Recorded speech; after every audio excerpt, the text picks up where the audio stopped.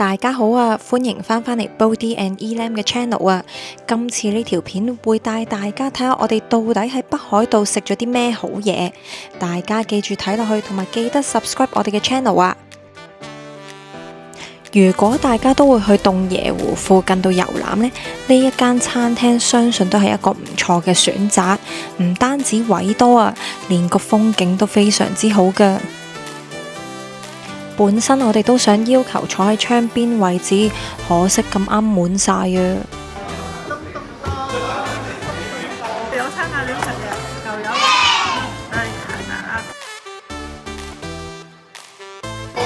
我哋依家去咗仙堂，佢本身咧係一間商店，然後樓上係餐廳。咁我哋而家喺2樓。咁佢點解呢度咁多人呢？因為我望唔望到後面係可以望到成個洞爺湖，亦都可以喺度享受美景。咁加上最出名就係依家攝影師嗌咗嘅帆立貝呢個飯，華醬牛湯真係帆立貝飯。其實佢幾香啊，佢作晒嗰啲汁咯。不過如果唔係好中意食黏飯嘅，即係嘅朋友應該會覺得麻麻地，因為佢都可黏口啊，同埋都幾大刀，應該會好飽。整體我哋都覺得呢一間餐廳唔錯，加上附近方便泊車，如果自駕遊嘅話，可以考慮嚟呢度食㗎。呢一間喺函館嘅壽喜燒可以話係數一數二嘅出名啊！如果唔係朋友幫我哋提早預約嘅話，應該冇可能塞到我哋咁多人啊！餐廳俾咗一間包廂我哋，咁啱就有2張台同埋2大個鍋。而家嚟咗函館嘅牛冰圍食壽喜燒。咁呢一間咧係朋友幫我提早訂嘅，因為我哋有15個人啦。咁佢好好俾咗一間包廂我哋。佢主要嘅餐咧就分壽喜燒同埋 shabu shabu 嘅，牛肉偏多嘅，豬肉就各自有1種咯。好啦，我唔客氣啦。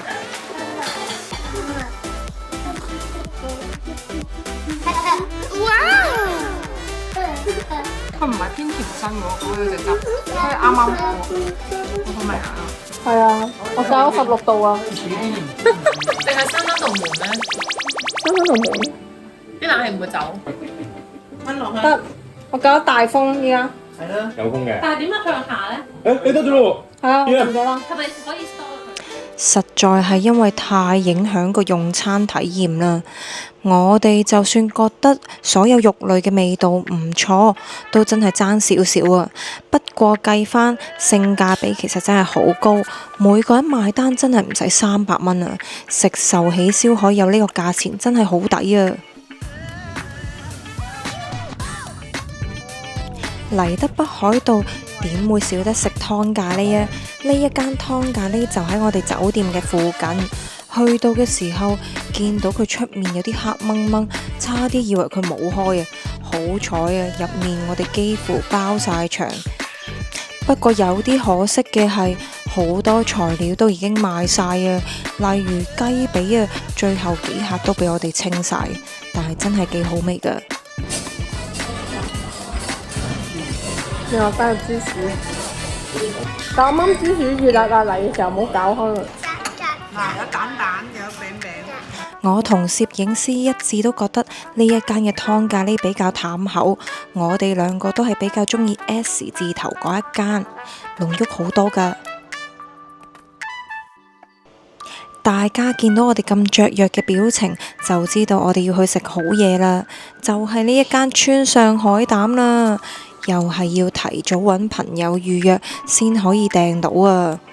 呢一間海膽非常出名啊，而佢嘅分店呢都有2間，我哋就揀咗車站前面嗰一間，坐落去係舒服啲嘅。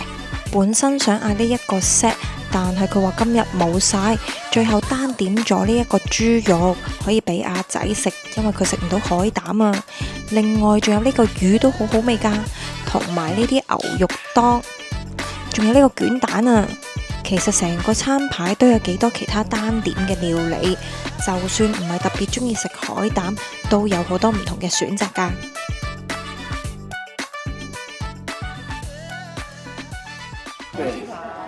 燒牛扒，你知唔知嘅呢個？我睇下佢好唔好？乖，佢唔係甜嗰隻蛋，佢係鹹嘅。呢個係卷蛋，係熱嘅，所以佢嚿海膽都係暖嘅。但係暖嘅海膽咧，平時都會覺得怪怪地噶嘛，但係呢嚿唔會咯，食落去好甜。喺海膽店度食豬扒，佢有呢個塔塔醬，試下先。哇，好好味喎！我試下試下。啊！炸豬扒好食。做咩？佢個調味好特別啊，唔係平時嗰啲炸豬扒。喺度。好好食啊！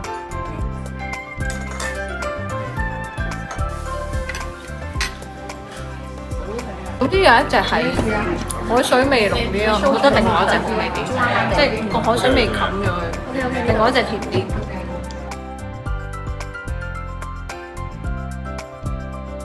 呢度原來有牛肉食過啊！哇，好腍，不過好肥啊呢個。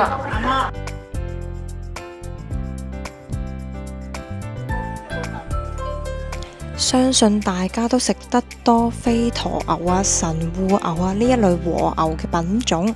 我哋今次喺北海道試咗一種新嘅，叫做白老牛啊，原來係好出名㗎。真係炭火啊！你睇下佢而家有啲咩先到。小心啊，洗手啊！啊 OK 得，慢慢降落。可唔可以反轉呢邊啊？可以。咁樣啦，斜斜地得唔得？我哋依家嚟咗呢度，見到呢度牛啊！我哋嚟咗食白老牛啊！我哋買咗呢個超勁嘅 set 就喺呢度啊！大家可以見到，真係炭火。依家我哋食緊佢啲嘢，不過炭火有樣唔好就係個火候有啲難控制。不過目前食咗啲豬啊、雞啊都好好味。我哋叫咗呢個 set 啦，就係啱啱嗰個15,000嘅 set。嗌咗腸仔 set，嗌咗雞，嗌咗海鮮，嗌咗啲菜，嗌咗拖到冇。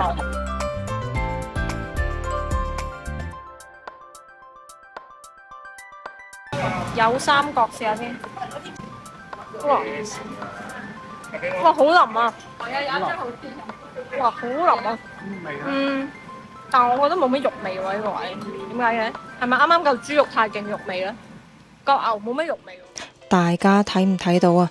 成個畫面幾咁煙霧瀰漫，我哋真係俾啲煙攻到不得了，加上入面通風系統好差，真係熱到炸。食完啦，嗰個白老牛，而家食個雪糕先。總括呢，佢呢度我唔知係個環境影響個用餐體驗啊，定係點樣啦？首先因為實在太熱啦，但我相信其實佢啲肉係好味嘅，即係白老牛呢個品種，同埋佢啲海鮮都唔錯。尤其是係個腸仔係好好食嘅，但係就真係實在太熱，同埋個抽風好差咯。我諗我哋而家全部人依家係好臭嘅，即係一陣油煙味，同埋啲 staff 都比較可能人手唔係好多咯，都比較唔會太過主動咁幫你，即係唔係平時大家 expect 日本嗰種服務。但係都見到有唔少遊客嚟嘅，即係好似我哋啱啱隔離嗰台咧係台灣人嚟嘅。雪糕好味啦，有牛嘅地方就一定有奶啦，係咪？如果大家有揸車而真係好想食嘅話，可以考慮嚟咯。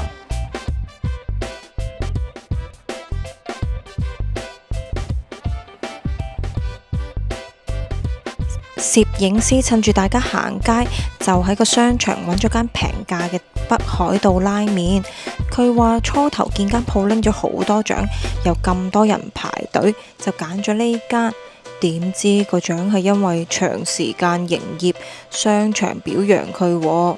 入到去又冇晒招牌嘅牛油味噌拉麵，普通嘅味噌拉麵就真係好普通啊！勝在叫做喺商場，方便同埋平咯。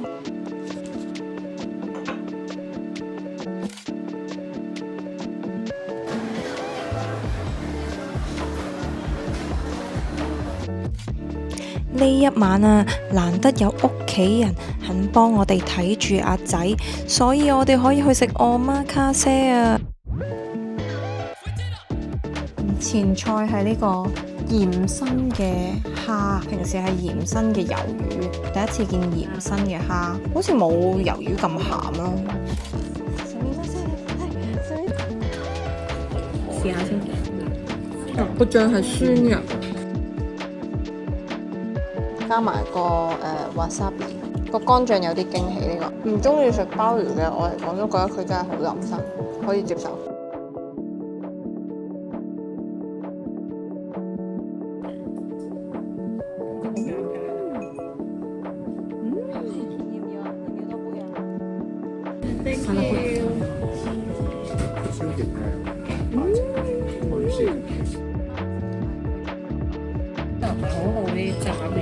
預留嘢，再加上咧，佢係有湯浸過嘅炸物，我覺得腍咗嘅見到啊，有少少。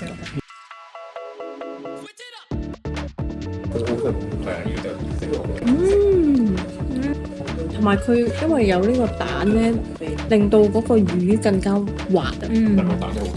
但係有少少偏分裂咗個味。大家都覺得個醬好食，個醬好食過個魚。咁係咪一件好事？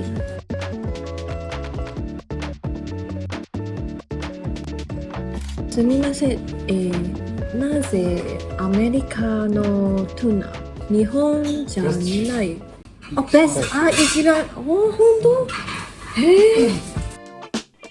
師傅非常細心解答我哋嘅問題啊！原來因為呢一個時候，美國嘅吞拿魚係最好味㗎。呢度。哇，好味過村上嗰嚿喎！同埋佢好多啊，好大啖啊！佢係直情包住個飯。呢一餐omakase無論係味道同埋用餐嘅體驗都非常好啊！如果大家有興趣嚟，記得要預約啊！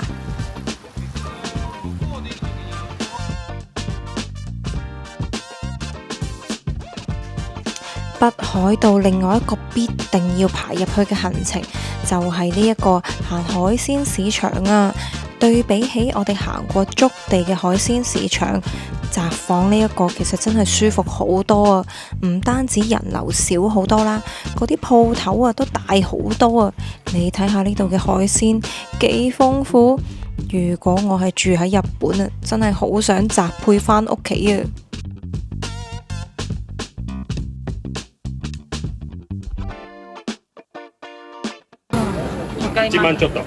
佢話如果要食得夠人嘅話咧，呢隻咧就可以食到5個人度啦。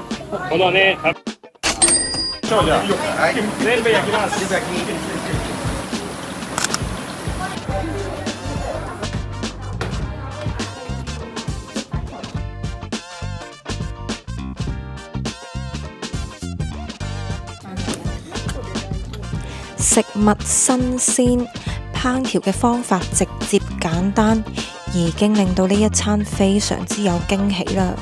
仲有呢一隻超大嘅蟹啊！就算我唔係一個好中意食蟹嘅人，我都覺得佢啖啖肉同埋非常鮮甜啊！